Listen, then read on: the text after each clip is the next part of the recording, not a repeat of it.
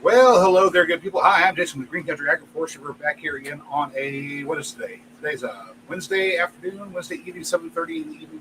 Of course, that means it's time for once again for another live stream performance, and here we are. Okay, so today we've got something lined up for you. We're calling it Stormproof, and you saw the thumbnail that we put up there. It's the solar flare, not an X-class flare, but the solar flare being released from the sun. We're going to talk about solar flares a little bit, and of course, building your homestead, building your homestead, or other structures to be stormproof, not just against the storms that are atmospheric in nature, the wind and the rain and such like, but also stormproof in the other sense. Of all the potential threats that our civilization faces, the threat of electromagnetic pulse or coronal mass ejection is probably the biggest threat. And when it comes to coronal mass ejections, it's the one thing that we can do absolutely nothing about. The people of the world can get together, they can resolve their differences peacefully. We don't necessarily have to resort to using weapons or nuclear weapons against each other. And we can survive that sort of a catastrophe simply by being smart. Humans are relatively smart. I think we can figure out how to not kill ourselves. But the one thing that we can't do is dodge a coronal mass ejection from our dear old sun. Hang on just a second here. I noticed we have some people coming in. I want to say hi to Chris's Clever Craft. Hi, Chris. Hi, Mary. Hi, Sassafras Red. Oh, You're harvesting mushrooms, which if I spoke out loud would give me a bad language strike. That's nice, though. Vicky is with us tonight. Hi, Vicky. Just got home from the hospital. Visiting, or were you a guest at the establishment? We've got Katie Moyer here. Hi, Katie Moyer. Okay, Mary is giving me the little guitar and music. And that's right. Before we get started, I do have some music to play. So the guy that wrote the song that I'm getting ready to do an instrumental version of, the guy that wrote it said of it that it just came to him and it did not belong to him. So I'm going to take him at his word. And even though the arrangement I'm going to do is not one that has been written down or copyrighted, I will give the proper credit to John Lennon.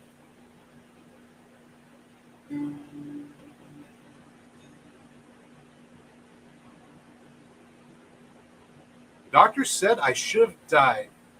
God decided otherwise. I'm glad.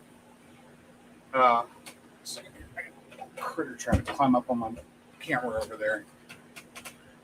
We're glad you're alive too. But okay, so you're going to have to tell us the story about what happened and why you wound up in the hospital. That's a little bit too cryptic. All right, I'm not going to sing the lyrics to the song. I'll just play the instrumental, okay? But I've done a fingerstyle arrangement, so it should work out okay.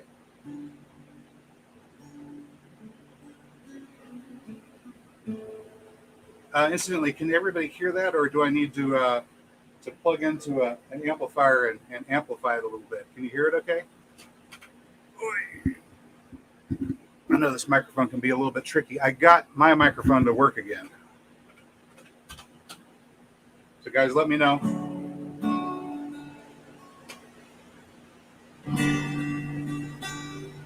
Can you hear the guitar okay?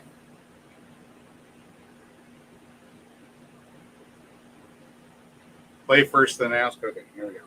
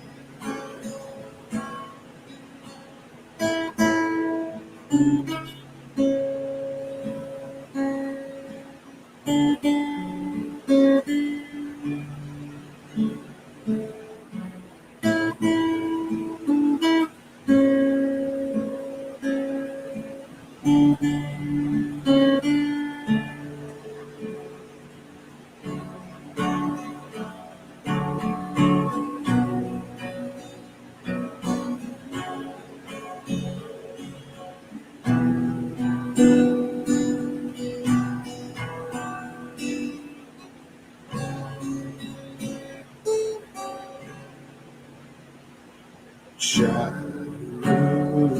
gave up.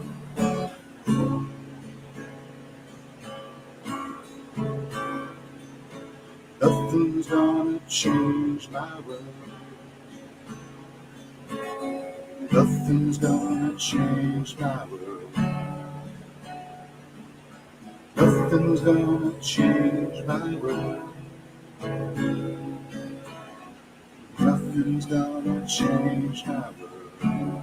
Okay, I did a little singing. All right. Kind of quiet in some parts. Yeah. Trying to sort out how to work with the mic that I've got. I got this one working for a little bit. Doctor thinks you're made of money. Wow.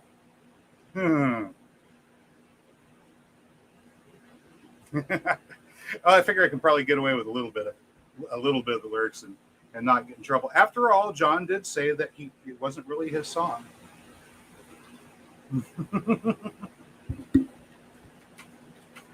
Okay. So we've been talking for the last couple of weeks about coming opportunities. They might look like tragedies at first, but of course they are in actuality opportunities.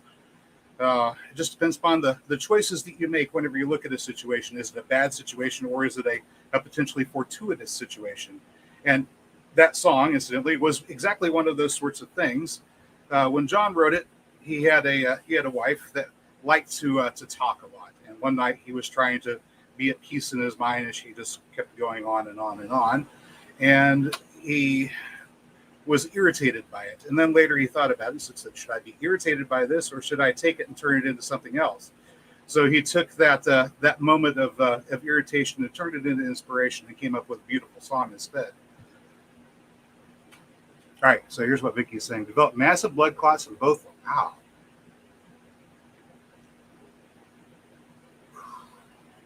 So is this complications going back to the to the accident back in Oregon?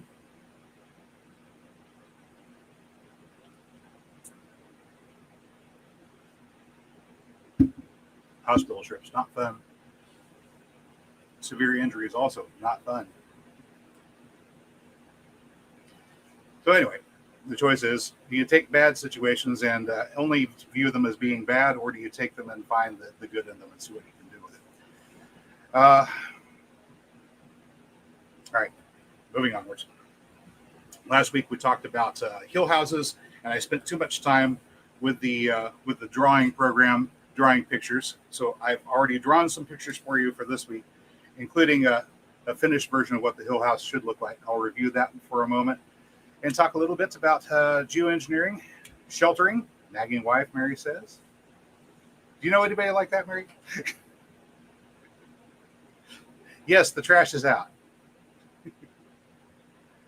So you started having blood clots before you left Seattle. Okay. All right.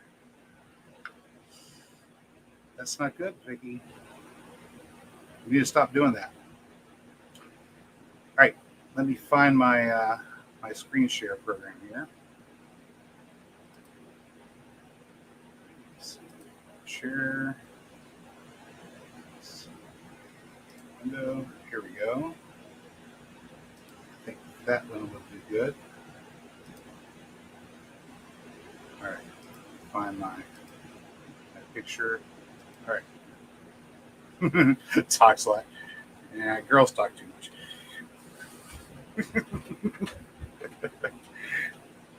I guess he was wanting to sit there in bed and think, and she wanted to talk about something. And I don't know. I don't know all the particulars of that story.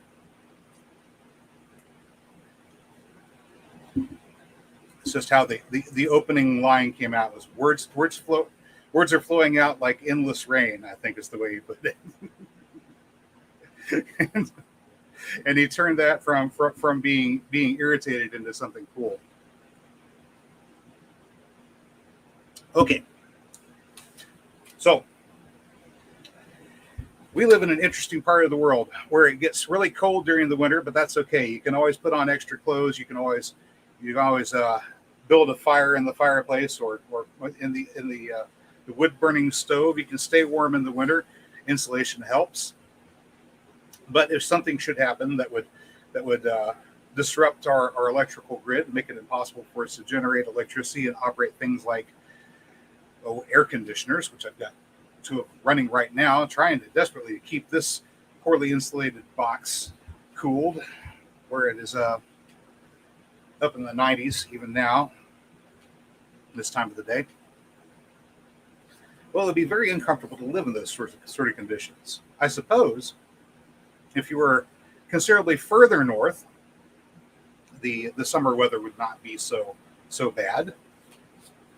But if you're in Zone 7 or anywhere south, or flip the planet around upside down and anywhere north, then it gets really, really hot and uncomfortable. And some of us just aren't built to take the heat. I don't mind it, but whenever it's hot and muggy, I can't handle the hot and muggy very well. Hash Press Red said, I suggest reading or listening to 1 second after. It's scary as all get out. Yeah, I'll bet. Just thinking about the 1858 or 1859, if they can figure out which year that was exactly, Carrington event and what it did to the telegraph system, makes you a little bit leery about depending upon electricity for everything. And unfortunately, our current civilization depends upon electricity for everything. So part of being stormproof means being prepared to do without electricity if it became necessary. And the question is, how long can you get by without electricity and still be okay? We had, here in 2007, there was an ice storm, knocked the power out for, the entire area. And where we're at was without power for a little over a month. Close to 5 weeks. It was between 4 and 5 weeks. Fortunately, it was winter. And staying warm was the concern. And this particular house is set up with a floor furnace that runs off of propane, not propane, but natural gas. Natural gas supplies weren't disrupted. And the floor furnace is regulated with a thermocouple. I talked about thermocouples a while back as a potential alternate energy source for people that are interested in that sort of thing, making use of the difference in temperature between below ground and your chimney level. So you put one end of your couple up there at the chimney level, at the other end below ground, you burn a little fire, and the difference in temperature generates an electrical charge for you. Depending upon how big the array is, that's how much electricity you could expect to get. I don't know how much, ultimately. It would require some experimentation, but that is one source of electrical power, potentially. Let's see who's come in here. Okay, Mary's still here. It's Ask Press Red's still here. Katie, still here. It's finally pleasant where Chris is at. I'll bet.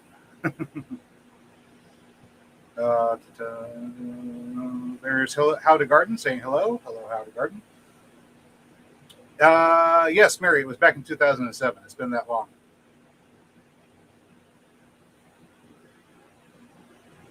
Yeah, it was that long.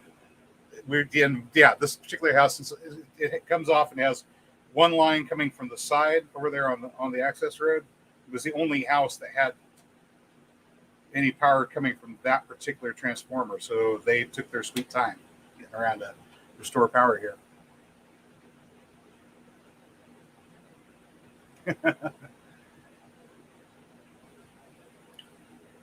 Vicky says, I'm grateful for the clots being in my lungs. It would have been far worse if they'd been in my heart or brain. Well, yeah, definitely. But clots anywhere can be a problem, so hopefully they're able to help work out with that. Vicky says, I'm studying thermal storage for temperature control in the Chinese greenhouse. That's awesome, because I want to talk a little bit about thermal storage when it comes to being stormproof in the other sense of the word. All right. So let me do a quick screen share with you here. I'll show you what's here, and maybe I can zoom in a little bit so you can see it a bit better. Let's see. Use that button there. Okay, maybe that zoomed in a little bit too big. There we go. How's that look? Can we see that okay? I think we can see that okay. All right. So I'm going to wheel the pointer around so you can see me pointing at it. This is a completed version side view cutaway of what the hill houses would look like. Now, this particular drawing, I drew it with 16-foot tiers. I've since come to the conclusion that they probably needed to be about 20 feet or so, and I'll get into why I think that a little bit later. Well, I guess while we're talking about here. So this particular one would be 16 feet here with, if you can see that little part that I drew. Let's zoom in on it real quick here. I know, it's horrible. The scale is 1 pixel is 1 foot. But I left a 2 foot tall retaining wall right there at the top. So you would build your little artificial hill here with a retaining wall. Keep in mind these little blocks are 1 foot wide. Backfill it with clay, soil, stone, what have you. Top it off with 2 to 3 foot of topsoil at the top. And you can plant in this area here. What do you want to plant? Well, among other things, you can plant things like this big monstrosity here, drawn to scale, incidentally. These trees are drawn to scale with the rest of the diagram. These, of course, represent pecan trees because that's what we would want to plant in and around the area. Remembering that at maturity, each pecan tree is anywhere from 1 to 1 1/4 persons worth of food in terms of protein and calories. Up here at the top, above the area where floodwaters could possibly come, we have a series of boxes drawn out to indicate the dwelling spaces. These are 1,600 square foot, which means they're appropriately sized for 3-bedroom houses, or 4 if you don't mind living close to everyone. The updated version shows 1, 2, 3, 4, 5, 6, 7, 8 foot ceilings. This inner portion here would be wood paneling with an air gap of 1 foot before you have another foot of concrete. Of course, you could have rounded edges, even domed if you like, to help support the weight. That might be better on the lower tiers, but also underneath we have a crawl space where you can put in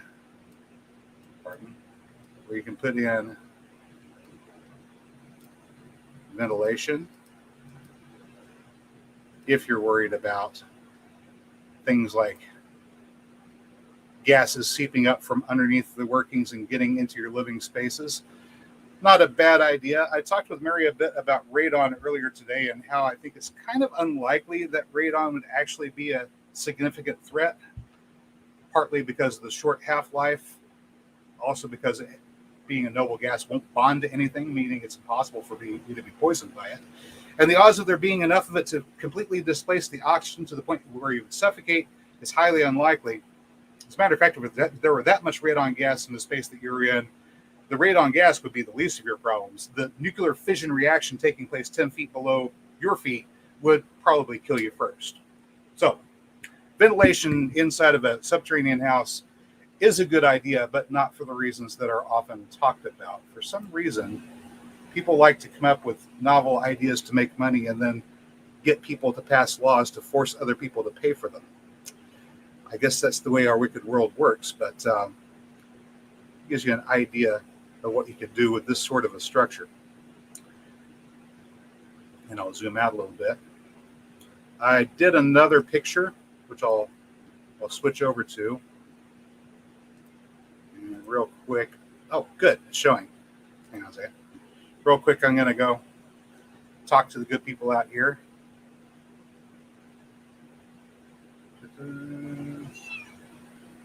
Wait. Hang on a second. Sorry, kitty. Attention hog. You know how it is. Now she's going to jump off because she just wants the attention. She doesn't actually want the attention. She wants me to pay the attention. Go on. She's making me a liar. All right. Sassafras Red Series. Some kitchens and sleeping porches are, well, yeah. That's how you used to deal with heat. You don't stay inside a hot box all the time. You can take a pan of water and put it down on the porch and stick your feet in it and at least get your feet cooled. Sleeping porches or sleeping lofts are something that used to be on all the houses down south. I still like the idea.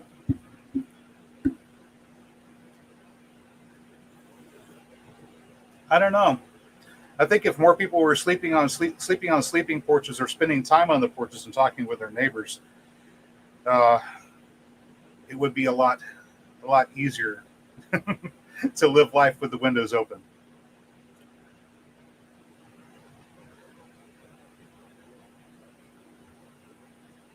Chris is going to do his evening watering. There you go.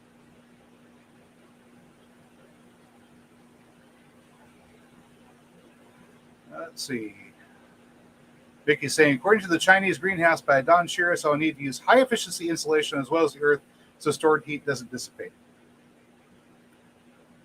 Yeah. Well, I think the idea of cutting out the section in the side of the hill, putting the greenhouse into that section and having good quality windows on the side that faces towards the sun is a good idea. Polycarb, I think. Polycarbonate is a little bit more expensive, but you get the thick stuff. It's got a high refraction index. You can take hail. It'll hold in the heat well. The only problem is it's kind of expensive. Okay.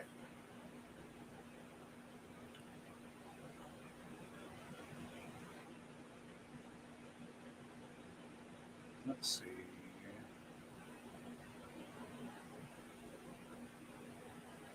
Vicky says, when I saw the temples in the Valley of the Kings and you went over there? That's so cool.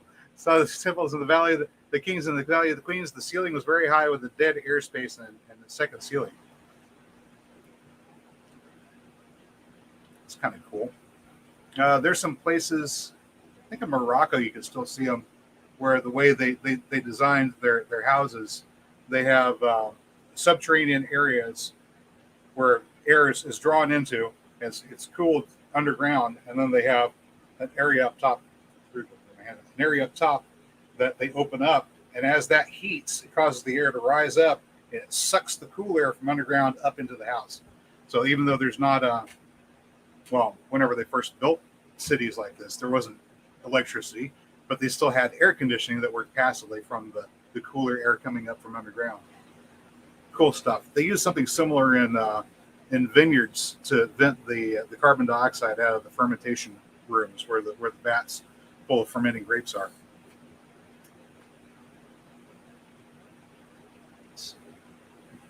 All right, let me go back to my share picture here.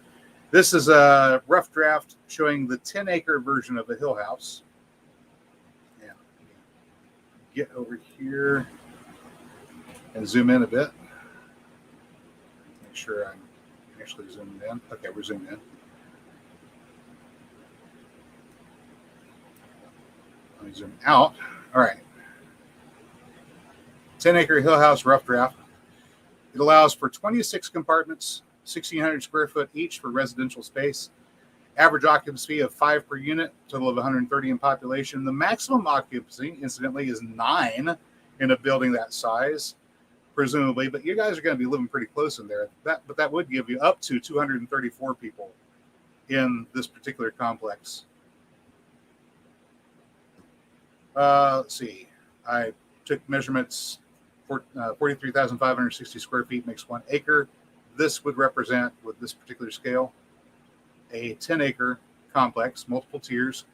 You're at least 64 feet off the ground level before you actually get to the residences here. So the water would have to rise quite a ways before you would ever have to worry about your house flooding. There's just blocks drawn to indicate where these individual houses are. Having built up above the floodplain like this, you prevent oneself from having to worry about flooding. It's not an issue.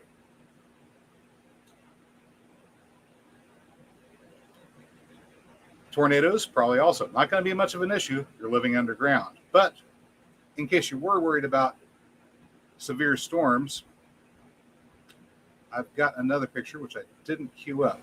So give me a moment and I'll see if I can find the darn thing. Pictures, permaculture. And it's in here somewhere. Let's see. Oh, there it is. Move this guy.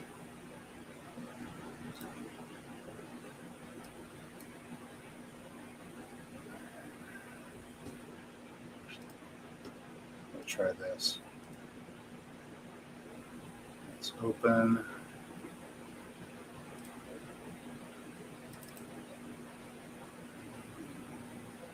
There it is. Okay. Let's see here. Okay.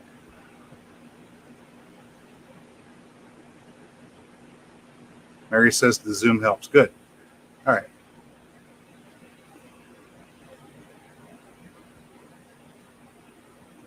Katie mentioned that antique homes had higher ceilings, helping with the summer heat. Fireplaces. If fireplaces were replaced, people and lowering the ceiling with lower ceilings. Now most homes have lower ceilings. You don't have any place for the hot air to escape to. Well, it all goes into designing. All right. Let me see here. I've got another picture of this, just to give you an idea. Zoom out a little bit. See all the little green circles here? I didn't complete the entire thing, but these green circles are 60 feet across in the scale, positioned to be a minimum of 8 feet away, but you could move them further out from each of the retaining walls. I wanted to leave enough space here in the diagram so that you could have enough room for a 2-lane road going across in between the pecan trees.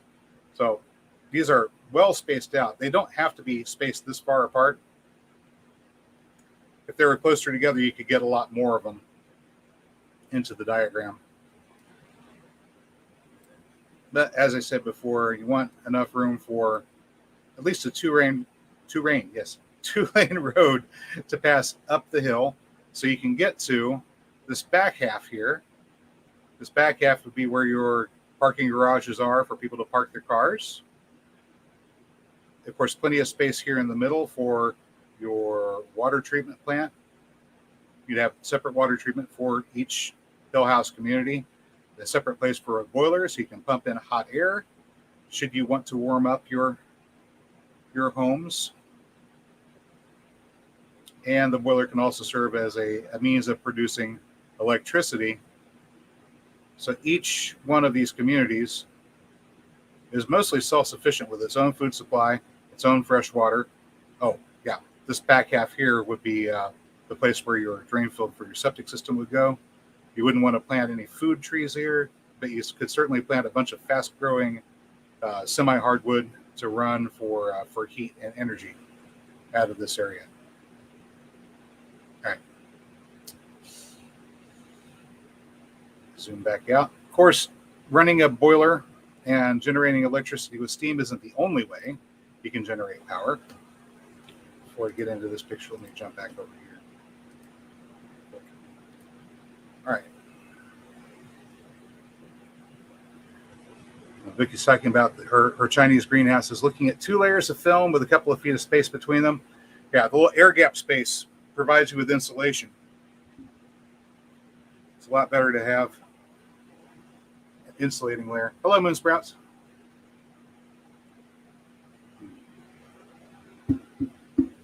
Insulating blankets, like say this stuff.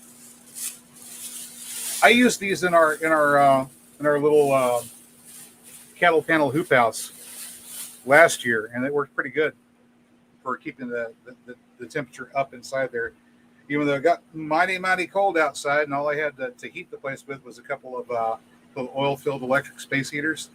Before I closed up for the night, I put those blankets up in a tent over the area where the plants were, and it kept them from getting frostbitten. Pretty good stuff. Okay, let me get back over to our picture here. Once again, I did not completely draw this entire thing out. But I mentioned last week about instead of building big dams with big fail points that could flood an entire river valley, if one were to be doing this sort of work from the start, we'd want to begin by cutting 2 channels and aligning them and diverting the river to flow through those 2 channels. Each channel should be of sufficient size to accommodate the entire volume of the river when it is at its peak flow. So here I've got an example of 2 channels. Let me zoom out a little bit. Running across the river valley. Here, of course, where the brown is would be the walls of the valley.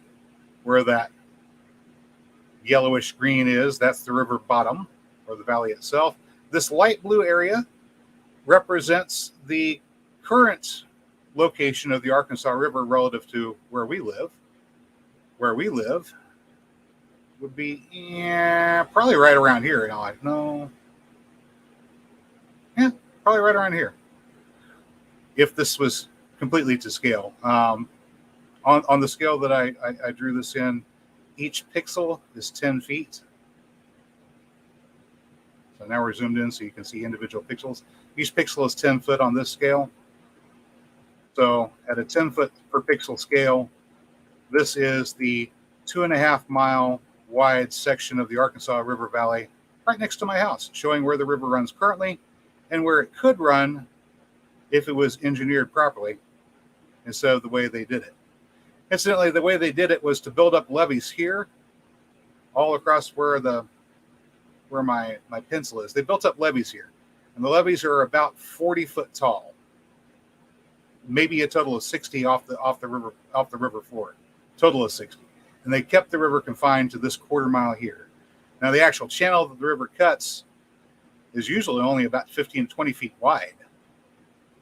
But whenever it's in full flood, that doesn't really matter. It'll come all the way up to the top of those levees. But that's pushing every bit of water that's coming downstream through the river. It's been a couple of times that the levee almost broke. I think back in '89 it did break and flooded a portion of Sand Springs. But the place where we live didn't get flooded at all. In any case, as you can see, we've taken the trouble of making these artificial channels for the river much, much bigger together than it exists here, which means, among other things, that it should be able to accommodate that peak flow under most circumstances. This portion here, as you can see, I've drawn out every mile or so. So about once a mile, we'd have a section for a dam, small dam, not a big dam like we have at Keystone. This is just sufficient to set up a singular turbine at each mile. Incidentally, the Keystone power plant has 2 turbines that generate 15,000 kilowatts per hour each, for a total of 30,000 kilowatt hours. It's not a whole lot of electricity. Smaller turbines spaced out every mile along the entire length of a river can easily equal that amount of power production without ever having the risk of completely flooding any and all other structures in the valley, or for that matter, without the trouble of having to flood thousands of acres of land upstream to make an artificial lake. All right. I'm going to show you these things right here. Each one of these little green spaces that you can see here, each one of these little green squares is a little bit over 10 acres in this particular scale. And I bet you can guess what these are. Each one of these would be a hill house community with space in between for annual crops. You can plant the entire hill up with enough perennials to feed the entire population that lives there, leaving you with plenty of room to grow food for export. And done this way, our little Arkansas River Valley could feed the entire world. Well, the entire world at its current level of population, plus a couple billion. These dark colored lines here represent canals. Let me back out a little bit so you can see the relationship to the river itself. During some portion of the year, the floodgates here can be closed completely, causing the water inside these channels to rise, overflow, and deliberately flood the river valley instead of desperately trying to prevent the river valley from flooding the way current engineering is. We take advantage of the fact that rivers flood seasonally to restock our supply of fresh water here in these canals that serve as reservoirs for the people and the communities that they serve throughout the year. That's kind of a large-scale geoengineering. Now, one of the things that I've observed, let me switch back to regular camera view here. One of the things that I've observed living where we live over the past few years. Oh, hello, Robert, Homestead Aquarius. Hi, how you doing?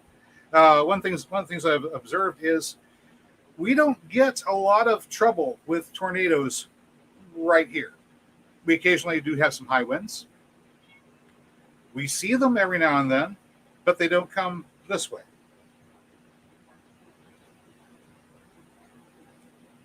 And I wondered about it, and I wondered about it, and I thought about it. And I realized that at the farm that I grew up at, out in the middle of the country, we didn't see many of them come across that property either. And I realized that there's a reason for that. And the reason has to do with thermal mass. Mary mentioned this also to me the other day when we were talking. Most of the time, cities don't have problems with tornadoes going into the city itself. It's always hitting outside of the city. There's a couple of reasons for that. One is the cities don't cover that much surface area compared to the rest of the planet. The places where there are cities is very, very small. There's only around 8 billion people on planet Earth. That's all. And it's not very many. And most of them live in tiny little areas called cities on top of each other. So most of the time, people don't get hit with severe storms that have a tendency to hit in the open wilderness areas outside of the towns. That's one reason. The other reason, of course, is thermal mass. Lots of concrete and blacktop generate. Oh, sorry, that's not right. They don't generate. They store a lot of heat. They release it whenever the cold fronts move through. They have the storm systems. That rising heat pushes up and creates a barrier that splits storms, causing them to move to either side instead of rolling right over the middle of downtown. If you have a large enough thermal battery in the form of water in storage, for example, a deep channeled creek or a river, then that rising heat coming from that can prevent a similar splitting, or can present a similar splitting effect, causing a storm to move to either side of the location. So over here, we've got Bird Creek, which is pretty deep, especially at the point where it meets with the Arkansas River and comes up and around just to the north of us. And of course, the Arkansas River is to the south of me, right behind me. So as the storm moves from the west to the east following the jet stream, when it comes to this area where there's a large amount of heat rising up, the worst of it goes around and doesn't come straight down through the area where my house is. Well, let's have a look at this. Each one of these dark lines, let me zoom in here. Each one of these dark lines at the scale that we're drawing, remember each pixel is 10 foot. So these are 80, 90, 110, 20, 30, 40, 50, 60, around 180 feet diagonally, which is close to 120 feet straight across. 120 foot wide canal filled with water can hold and release one heck of a lot of heat, meaning any storm that's trying to come through this area will most likely be pushed to either side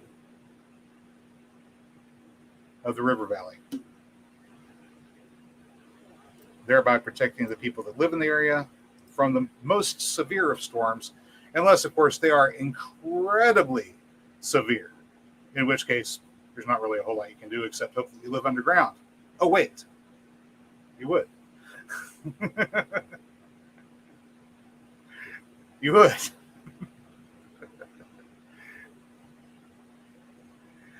Vicky's saying, from what I've seen, an Archimedes screw would be the most efficient. It's kind of interesting because that's like the very old original type of water pump. And if those were placed in the areas where you're trying to generate your electricity for your turbines using the screw as a turbine,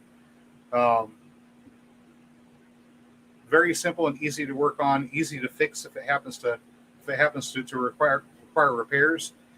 The idea is by having multiple power generation sites instead of a singular one, whenever there are problems, they're easy to fix as compared to having to shut everything down and try to hurriedly work on fixing a problem with a large installation. Keystone is 121 feet from the riverbed to the top of the dam. And that's a relatively small dam as far as hydroelectric power plants go, but next to impossible to do work on in any meaningful way, at least for the amount of money that they can afford to spend on it. By breaking your power generation up into multiple stages and smaller installations, it's a lot easier to get to them and work on them when they require work. Yeah, it means you have to spend more money up front to set up the installations. You're buying more turbines. Buying more and smaller turbines. But also, once again, something fails, it's only one that fails, and it doesn't overwhelm the entire system.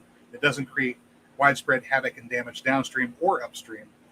And with this particular design of building on floodplain areas, as you can see, should the river flood, there's nothing constricting the flow of water here that would cause problems for anyone downstream. The water just rises, comes up, floods these areas here, which are reserved for seasonal agriculture, annual agriculture. But whenever they reach the artificial hills of the hill houses, the water can come up and up and up and never cause a threat to the people that live here.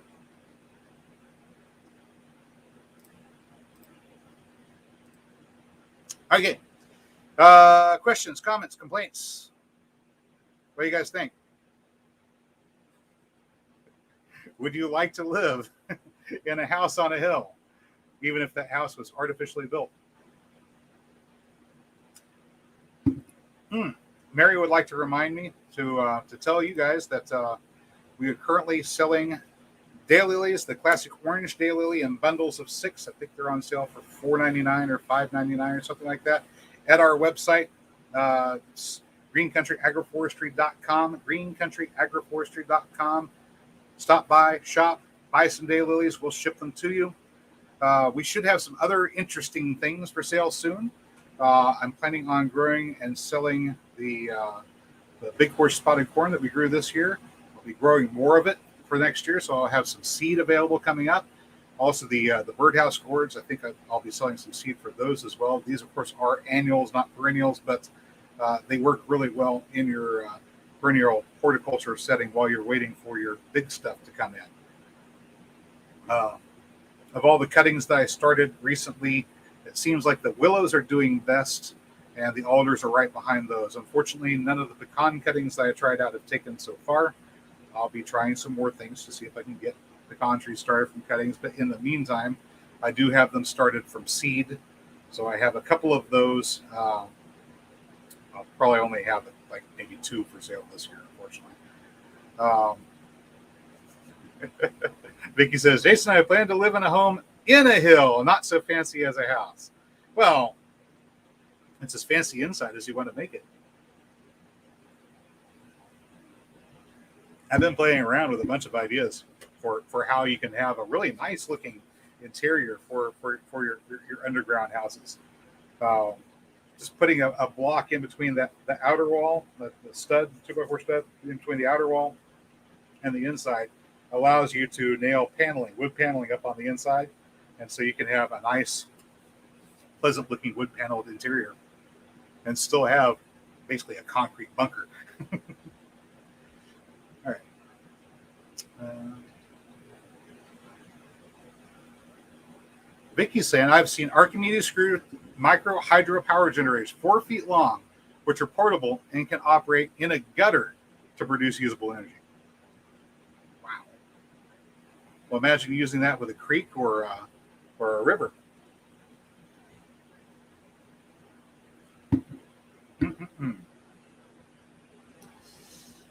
Katie says, love the multiple dams and hydro plants. Yeah, me too. I really like the idea, a couple of different ideas. One is, of course, not a singular fail point, so easy to work on if something goes wrong. And two, you don't have to worry about flooding anymore because the river flooding is kind of part of the entire general idea. You let it flood. And if it's not flooding fast enough for you, shoot, you can close the floodgates and make it flood. They used to flood the Nile River every year, and it made agriculture along the Nile River wonderful. Oh, Chris is back from doing his watering. I hope the plants appreciate it. And the animals, too, I would imagine. Fancy and pretty, she says, are far down my priority list. Wood paneling's cheap.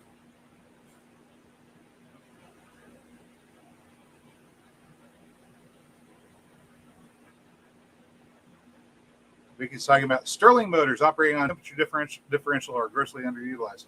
Yeah, they are. They're also not something that's widely understood by a lot of people.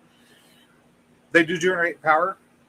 I think people want more power for the amount of space because to get the kind of power you get out of a gasoline engine, you have to build a really big Stirling engine, which might be part of the reason that people don't like them as much. No reason not to use them whenever you can, though.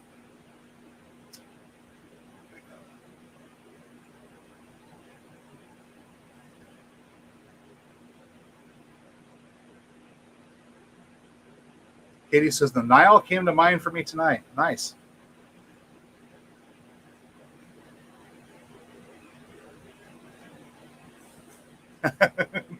Chris's kid is high maintenance. Now, Mary's saying your logs are cheap, too. Oh, we're talking about wood? Growing wood? I mean, if you're growing wood for the purpose of fuel, there's stuff out there that grows really, really fast. For example, have I introduced you to my friend the alder tree that I have growing over here on the north side of the house? This thing was a twig. Okay. I think the last garden tour, I showed it off. This thing last year, whenever I planted it, was a twig this tall. And now it is close to 8 foot tall. In 1 year, it's gone from being about a foot tall to being around 8 foot tall. 7 foot in 1 year. That's rapid growth. And once it hits the water table with its root system, it'll grow even faster. Mainly, I got that tree I got it for a couple of reasons. Part of it is it's a nitrogen fixer. So it grows its own fertilizer. It's a forage tree if I had livestock to forage on it. It's a semi-hardwood tree, so it's good for fuel lumber. The inner bark has a glutinous consistency, which is why it's called Alnus glutinosa, which is good for making gels, ointments, that sort of thing. Toothpaste, incidentally, can be made out of it. Okay, yeah, I thought that's what you meant, Mary. You're talking about the trees on the side of the property where your wastewater treatment is, your waste treatment area is. You don't want to necessarily grow food in the ground there. Personally, I wouldn't mind growing tomatoes over a septic tank, but some people have their druthers. But fuel, especially if that fuel is never going to be anywhere near your house, being burned in an outdoor furnace or an outside facility, you can grow fuel very well there. And alder grows really, really fast and well. Also, alder can be used as a feedstock for growing certain edible mushrooms. Not that you necessarily want to use the alder from your wastewater treatment area to grow mushrooms on, but I'm just saying, as just a general all-around good tree to have. Although it does not produce edible food itself, it is such a wonderful utility plant that I would recommend everybody have at least one. Hello, John. John Conrad Farms is my cousin saying hello to everybody. Glad the Nile River came to mind. Hopefully, the Amazon River might come to mind because the Mississippi River and its tributaries cover an area of land that is massive. And if the Amazon River were providing a third or a quarter of the Earth's oxygen, then we have the opportunity by planting intensely here in North America to provide an area that is every bit as productive and useful.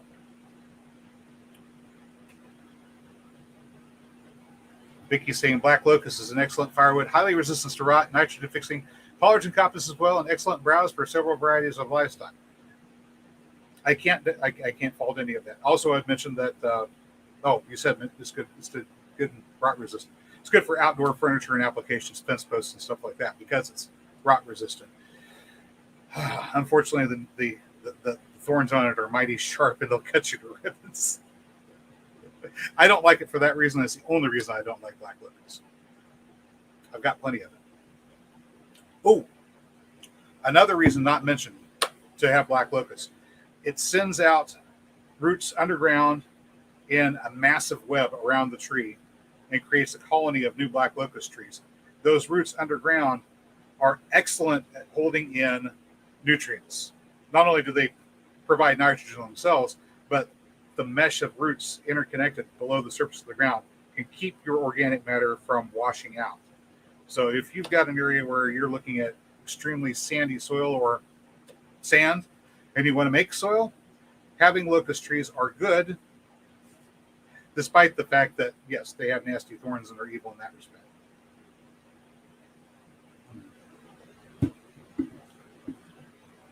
But if you don't want thorns and you want good nitrogen fixing trees, I've got several that we're working on developing and growing. We'll have for sale at greencountryagroforestry.com. Some of them will be up for sale this fall whenever they go dormant. That will be redbud trees, Circe canadensis, and I have a couple of cuttings that I took of our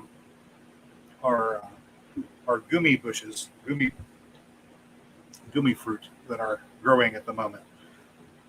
Not all my cuttings took. I was estimating that if I got a 30% ratio, I'd be happy. I got probably about a 25% ratio of my cuttings that I took have actually managed to root. So, not bad. Katie says, I'll decline the thorns. Thank you. A lot of really good nitrogen fixing plants have thorns. That's an unfortunate fact. I don't even know if it's most of them. A lot of them have thorns. Redbud doesn't. But things like the gumi, which is an Elaeagnus multiflora, it's related to autumn olive, but not quite as invasive as autumn olive.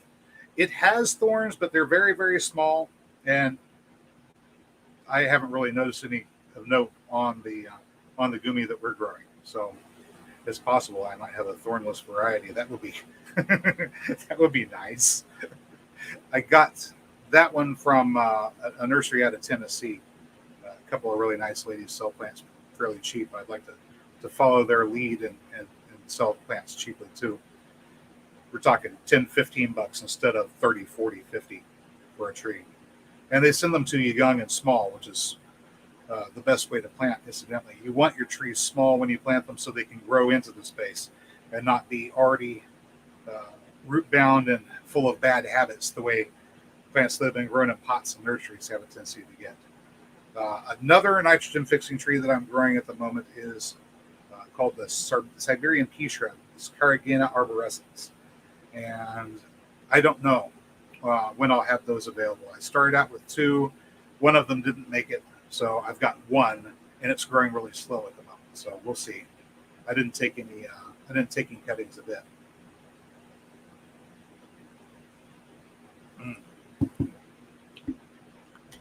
Let's see. Sand spikes in the wood. The spikes and black locust. Okay, so black locust is Pseudo Acacia Robinsinia. Yeah, it's Pseudo Acacia. It's like Acacia, but it's not quite Acacia. Acacia has much longer thorns. Actually, I've got one behind me. Hold still. I was up around Jay, Oklahoma, which is where they dumped the Cherokee off whenever they first moved them here. And the hollows are all filled with this thing. This is the thorn off of an acacia tree. This is actually a small thorn off of an acacia tree. But just wicked sharp thorns that can go right through your boots and into you at the drop of a hat. That's all over the place. But regular acacia with its big thorns is also a good nitrogen fixer. Just eek. Isn't that nasty looking? Look at those thorns. That's not a branch. That's a thorn.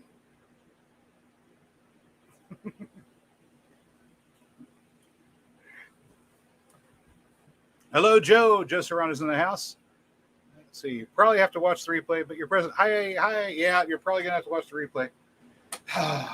Sadly.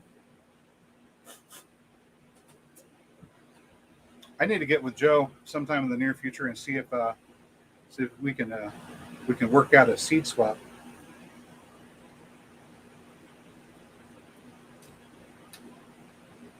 And there goes Mary asking the question: do you grow corn? That's what I'm thinking. I'd like to see some of the stuff they're growing down there, close to the southern end of Mexico.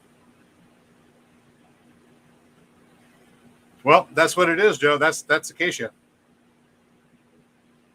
We have them up here too. Big, massive things.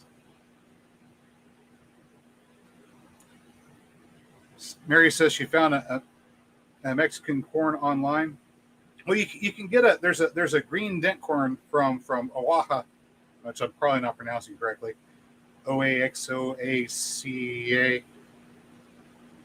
I don't know how to pronounce it properly. Anyway, there's a nice green dent corn that grows down there. I'm more interested in the variety that they've got growing that takes about 8 months to grow. That has there's air roots that it produces, and there are bacteria that colonize in the mucus around those air roots that pull in nitrogen from the atmosphere. It's a corn that makes its own fertilizer. It's a nitrogen fixing corn. There is a variety down there in southern Mexico that they've been growing for hundreds of years now. But apparently it grows. Okay, he's got some red corn where you can get it. It grows so slowly it wouldn't work well in the northern hemisphere. About 8 months for it to grow, and that's in the tropics. But if somebody could do a little bit of crossbreeding and introduce that particular genetic into something that grows a bit quicker, that would be an interesting concept.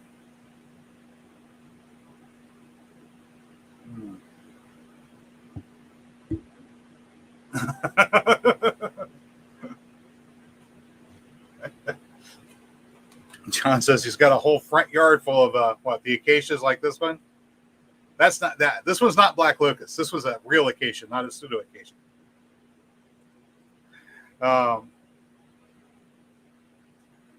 Robert says we don't have mastodons, giant sloths, and giraffes anymore. Evolution could speed up a bit, make locusts more huggable. Well, locusts they serve their purpose. As far as I can tell, the purpose of a locust is to encourage grasslands to give way to forests. So if you've got a bunch of nice, tender annual plants growing, then it provides great fodder for locusts. And the locusts grow in number, and then eventually they wind up swarming and they wipe out your grasslands, which would be fine if you had some pioneer trees growing in the area. Then the trees can take over, and you've got a forest instead of a grassland. So locusts aren't necessarily a bad thing, unless, of course, you're relying on those annual grasses to feed you, which unfortunately most of the world does these days. So Mary is saying, like spotted corn? Oh, yeah, yeah. The big horse spotted corn, I'm definitely growing more of that. I'm going to grow a lot more of it. Just as I looked at it, I realized a few things. All right, so this corn had cobs that were 8 row, had 8 rows of kernels on them, 10 row, and 12 row. So 3 different numbers of kernels based on the corn. It had white kernels, it had purple kernels, it had, of course, white and purple speckled kernels. There were red, like a nice dark, rich cinnamon red speckled, which is I believe the Pawnee want those for sacred corn. Red spotted corn is considered sacred. There were at least one yellow kernel that I saw, so yellow corn. What other colors were there? Pink, even a touch of green in some cases. So all of the different genetics that make up different strains of corn are all in that corn that I grew in our backyard. Which means that may be very close to the original corn, like the original corn. That's kind of exciting because I always thought it came up from South America or Mexico. It might not have. If that traditional corn is the most genetically diverse corn that we can find, that probably is an indication that may be the original corn. So I'm kind of jazzed about that. And it may have started in what is now Illinois, at or around Cahokia, where the people lived that built earthwork pyramids. Not necessarily exactly like the drawing that I have here, but similar. And that's just something to think about. Maybe.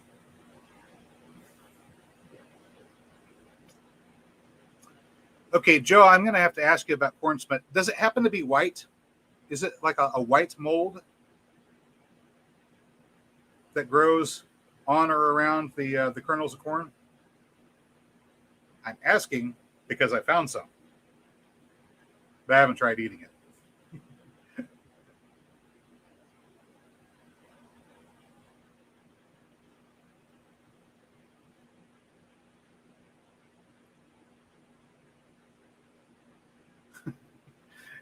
John, you're allergic to acacias, are you? Really?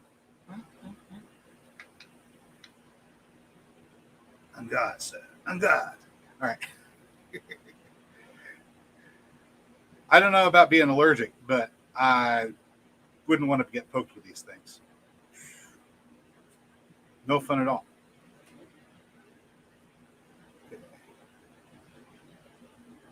Joe's saying silvery white texture when cooked turns black. Okay, we did get some of that. The corn that we grew did have some, not a lot, but there was some of that on there. I thought that's what it was.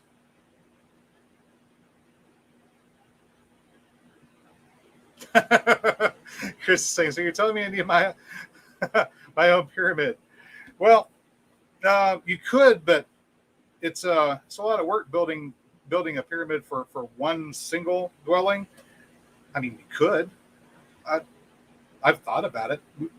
We'd have to tear this house down, but we could dig out a pond in the back and take all the dirt from the pond and build it up and get our house a little bit further up off of the floodplain, as opposed to trying to build levees and hope that holds the river back. The alternative is to build up the land around where you're going to be living so that it never floods. And then you can just let the river do what the river's going to do.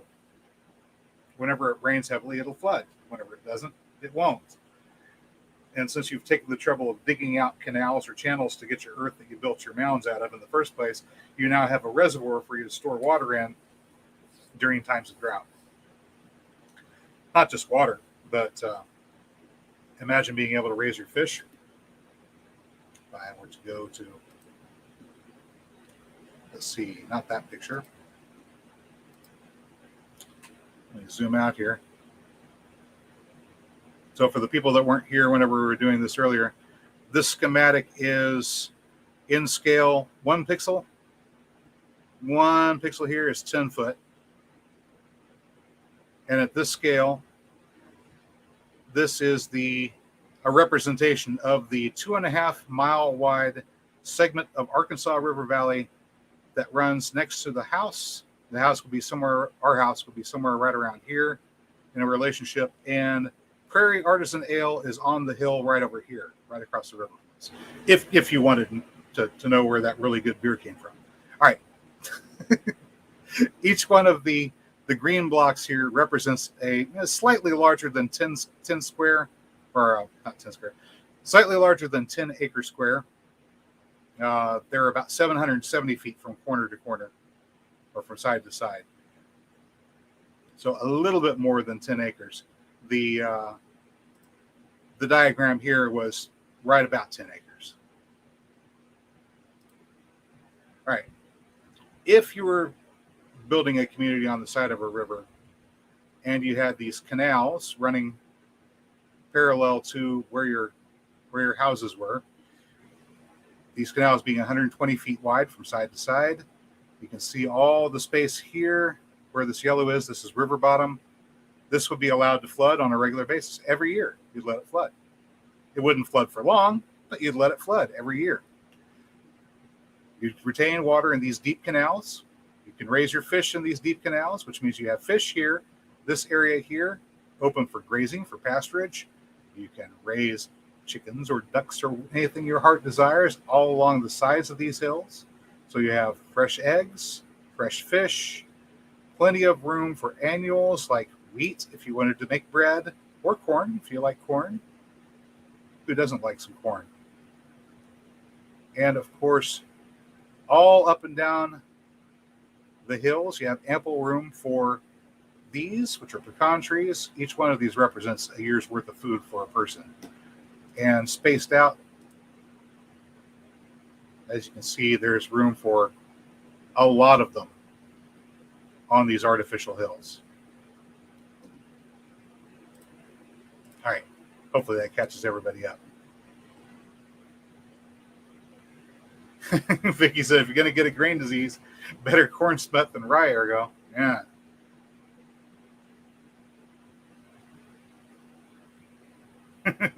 He says, I see crazy Mexican food on the menu. I'll try it. There is no crazy Mexican food, Mary. It's all good stuff.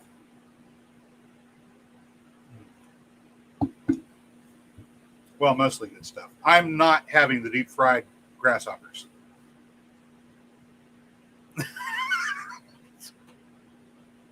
There's Joe right on time. Okay, I'll try them. Joe, if you go to greencountryagroforestry.com, our website, we actually do have our address here. You can mail stuff to us. I know, it's crazy. My phone number's on it too. Let me see here. I have too many favorites. There we go. Let me grab our website address, and I will just post it in comments right here.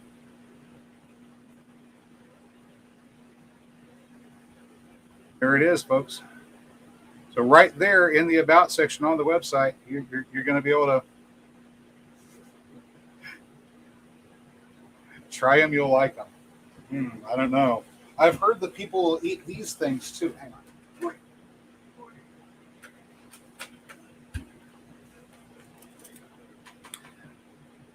Dry black soldier fly larvae, anyone? Nah, I'd rather feed them to the chickens and eat the eggs personally. Chris says, it's almost like you're not hiding. Yeah, I'm not hiding. If you want to find me, I'm right here. If you want trouble, you got more than you bargained for. We're all armed in this neighborhood. Robert says he has had roasted barbecue crickets. Hmm.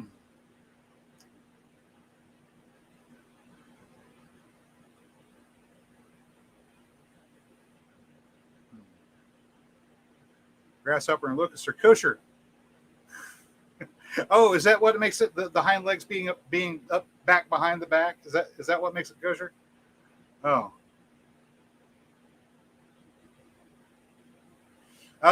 No, I put it in. I put it in chat. Did it not show in chat? Should have the address should have shown in chat.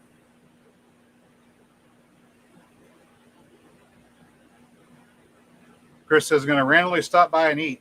Cool. I got a freezer full, or I've got a freezer full.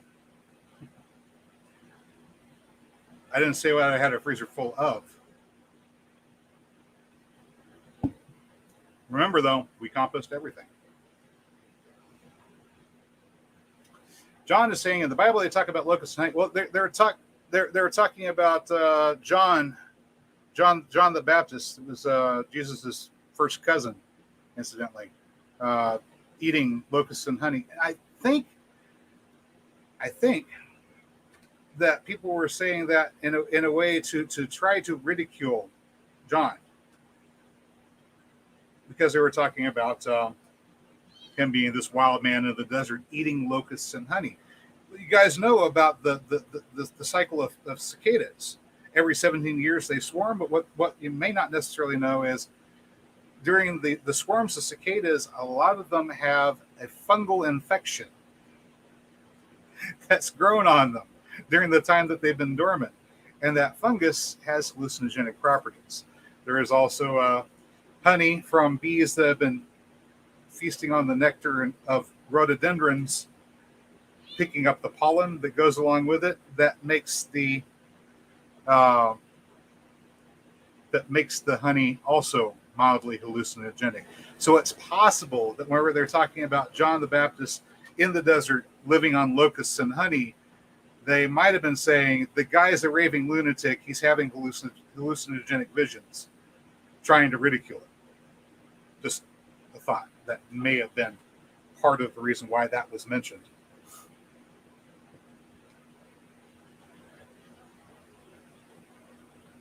Doesn't invalidate John the Baptist at all. It just might be useful to know what people were saying about him at the time.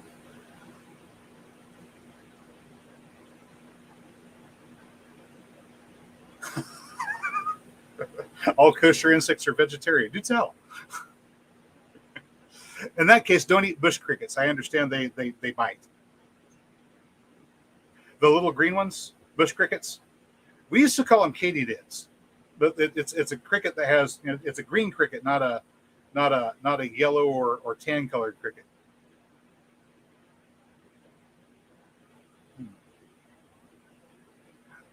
Oh yeah. Mary saying I always need help around there. Yeah, I do. I've got to go. I've got to go take our lawnmower in and have it serviced. I was planning on shooting a video on setting up for fall garden, and I got to do some grass cutting. And I don't know. Joe is saying, wondering about manna from heaven. Any ideas? No, I don't know what it was. And apparently the people at the time didn't know what it was either. That's what manna meant, was what is it? They didn't know what it was. It's something that appeared. Something that appeared in the desert, came from somewhere. But we don't really know. Don't really know exactly what it was. Chris is saying the beloved disciple is a woman. I don't know, for people who are interested in the concept, though. They did keep on calling the guy rabbi, and you don't get to be a rabbi unless you meet a couple qualifications. It doesn't just mean teacher. It's a very specific type of teacher. It's a type of teacher that, of course, knows the scriptures really well, but also is at least 30 years of age, is married, and has children. Because you can't properly serve your community as a rabbi unless you're familiar with the problems that your community is likely to have. So you have to be able to relate to them. So there are no people that become rabbis that were celibate. Unfortunately, that's not the way it works. So either they misprinted and didn't understand what the word rabbi meant whenever they were printing out the Bible, which is perfectly possible, or he really was married and really did have kids. It just wasn't mentioned because it wasn't relevant to the ministry.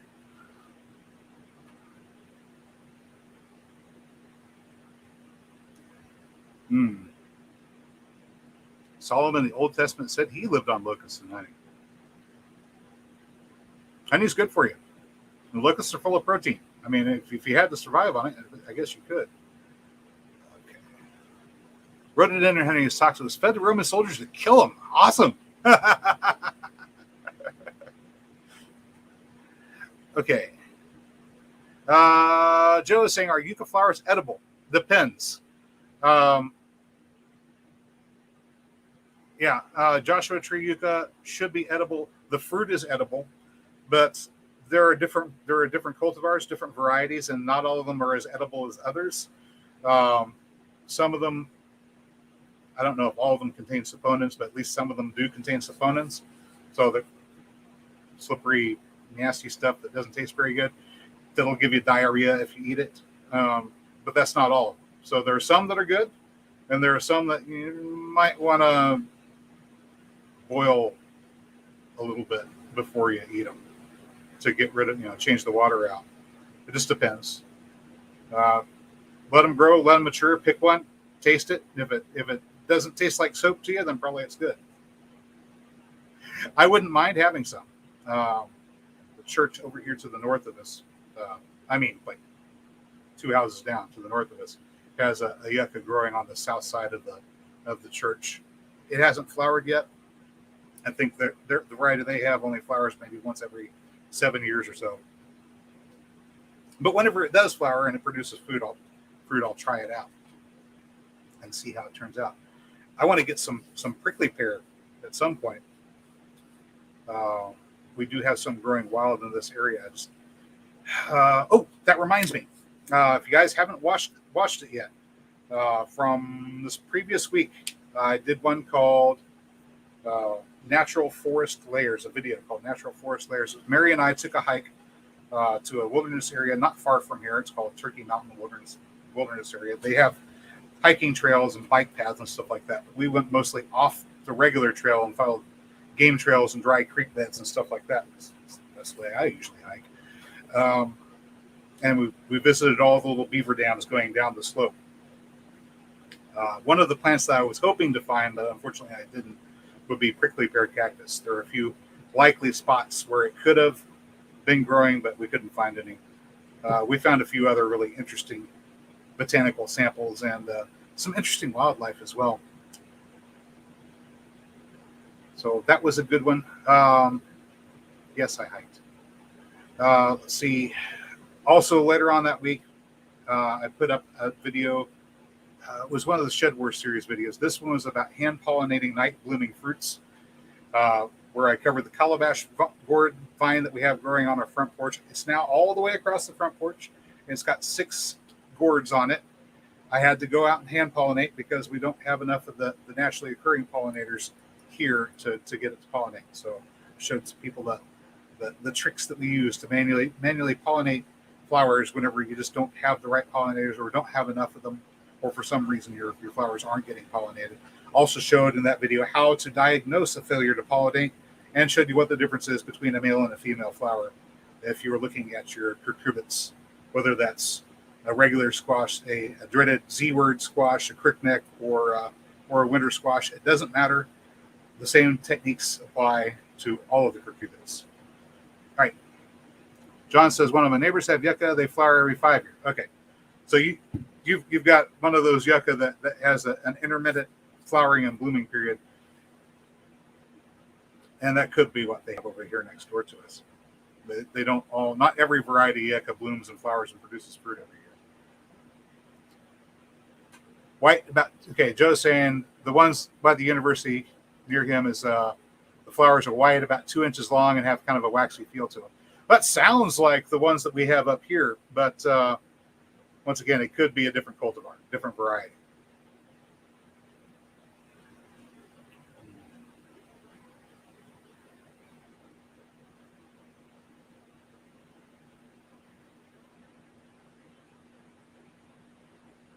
Mary says there was yucca till the highway came through. Oh, incidentally, yucca we're talking about is yucca, Y-U-C-C-A, not yucca, Y-U-C-A, entirely different plant. Entirely different plant. But there are different varieties of the yucca that we get down here in the Southwest. The one most people will think about is the Spanish bayonet. Long lanceolate leaves, maybe about 2 to 3 foot long, with a needle sharp point at the end of them. If you touch that thing, you could just imagine picking it up and using it as a weapon. It looks like it would just go right through you. Probably wouldn't, but they get big, yeah.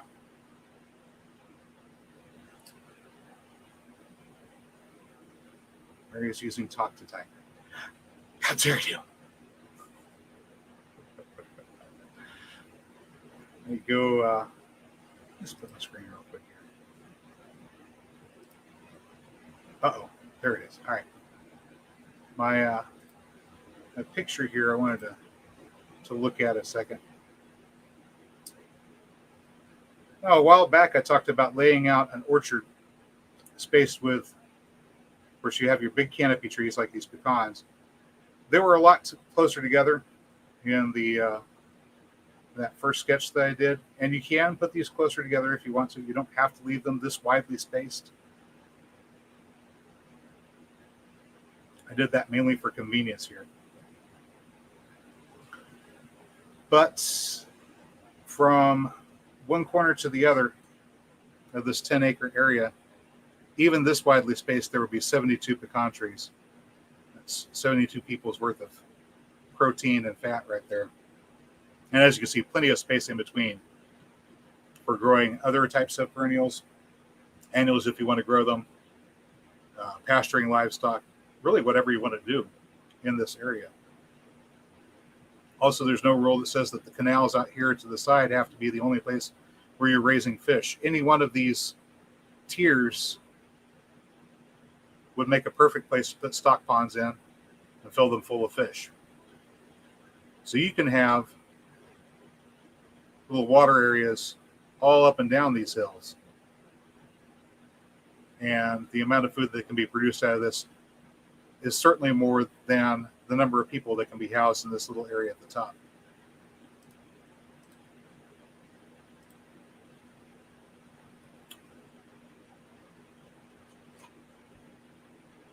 Vicky says, remember seeing choya with tunas the size of my doubled fist. Eek. Choya scares me.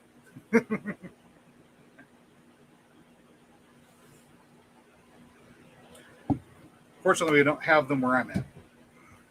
Yay!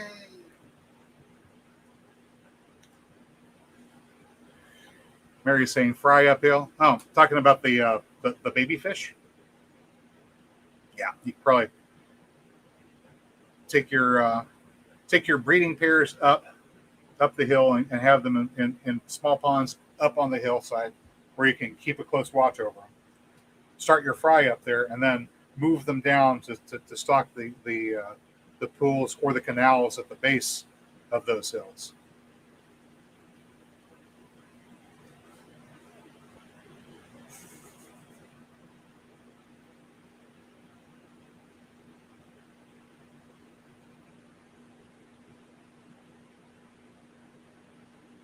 John, what are you talking about there? Different types of yucca plant? 2 or 3 different varieties with different colored flowers on them? Ooh, pretty, pretty. Oh, yeah, Mary and I have been talking a little bit about fish fry, the baby fish, that is. For the people that have channel memberships and have been reading the little story that I've been writing. I'm sorry, I didn't put in a post the past couple of days because I've been working on something different. I've been working on putting together chapter outlines because I'm not writing a short story. I'm writing a full length story, and so I need to work on figuring out what's going to be happening in future channels before I get to them. Future chapters before I get to them. Before I start writing them, I need to know what parts of the story are going where. And I've been working on that a little bit this week. taking sort of a mental break from the regular writing. This first chapter is all a boy meets girl story. It's just the story about a boy named Ernest meeting a girl named Alice in a little bit of an unusual environment. The setting is really the I guess character that we're dealing with at the moment. And this first chapter is all exposition, trying to lay out what the world is like. And it's a little bit different world than the one we're used to. It's one that's not far away from where we are now.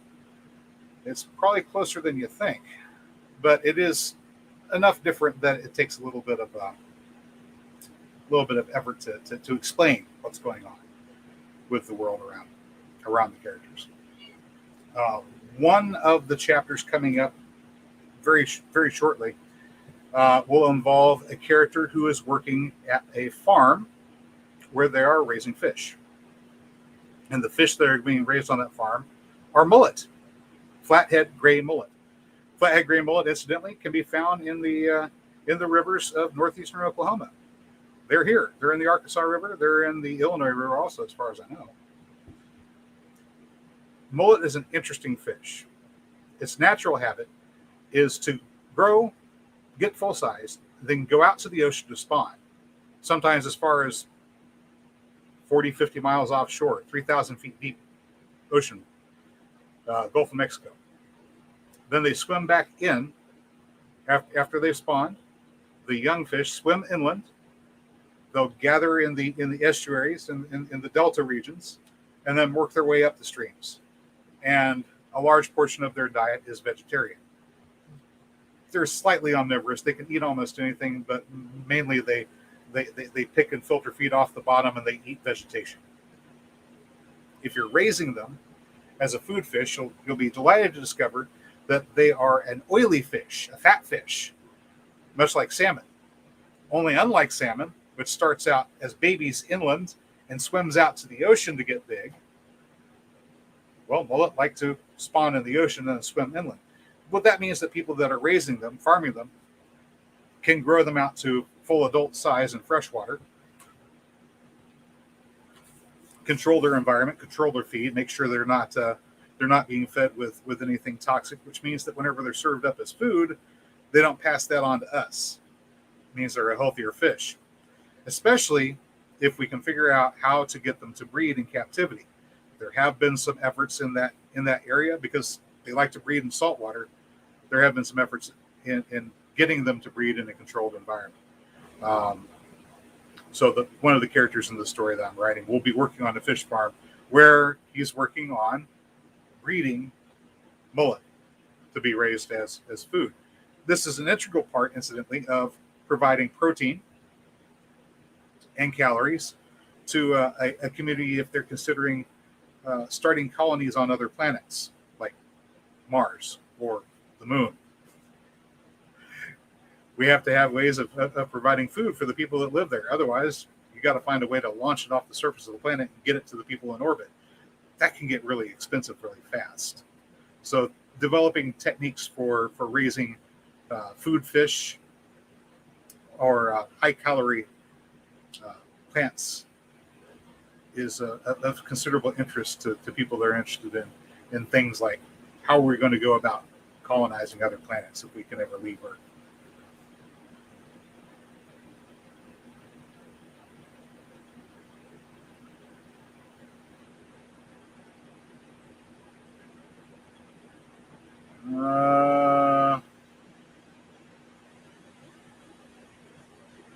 Vicky is saying that cholla peas are sliced for eating and called nopales. I didn't know that was the cholla that made nopalitos. I thought that was a different cactus. Yeah. Okay. Yeah. I thought nopalitos was from prickly pear, not from cholla. Although there are some critters out there in the desert that'll eat the fruit off of cholla too. I mean, jeez, something's got to eat it, right?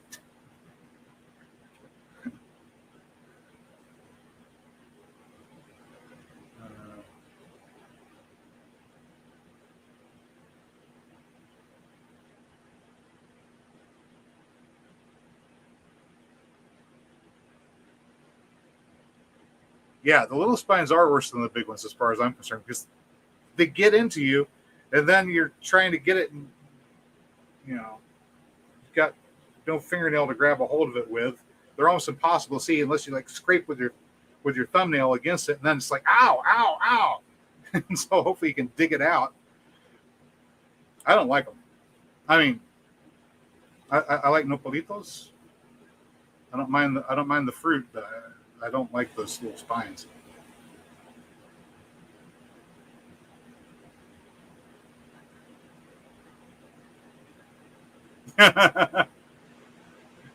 Uncle once harvested midget prickly pear so full of spines.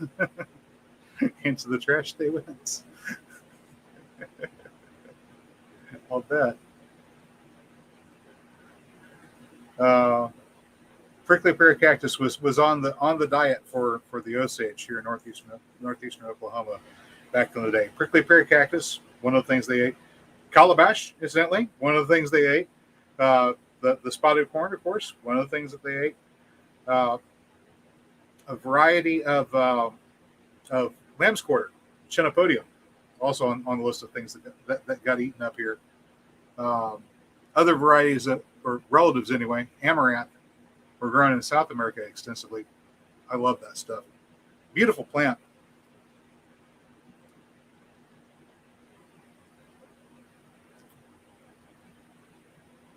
Okie dokie. Boy, we've been on here for about an hour and a half, and since we've still got 5 people left, may as well do a little bit of music before we go.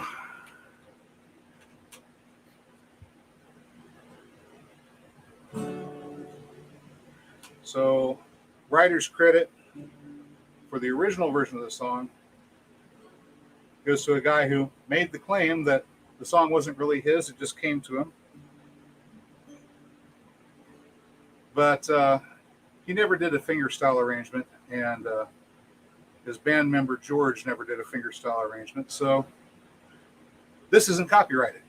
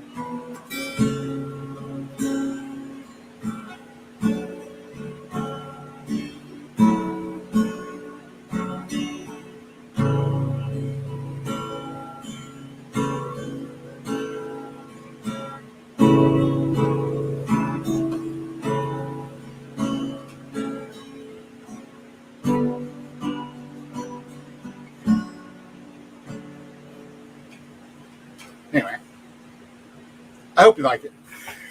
But it has been a little over an hour and a half, so I am going to go ahead and shut it down really quick.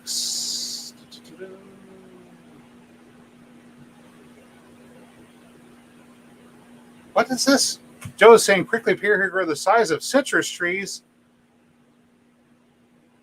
Jeez. Yeah, 3, maybe 4 foot tall is about as big as they get up here in the north.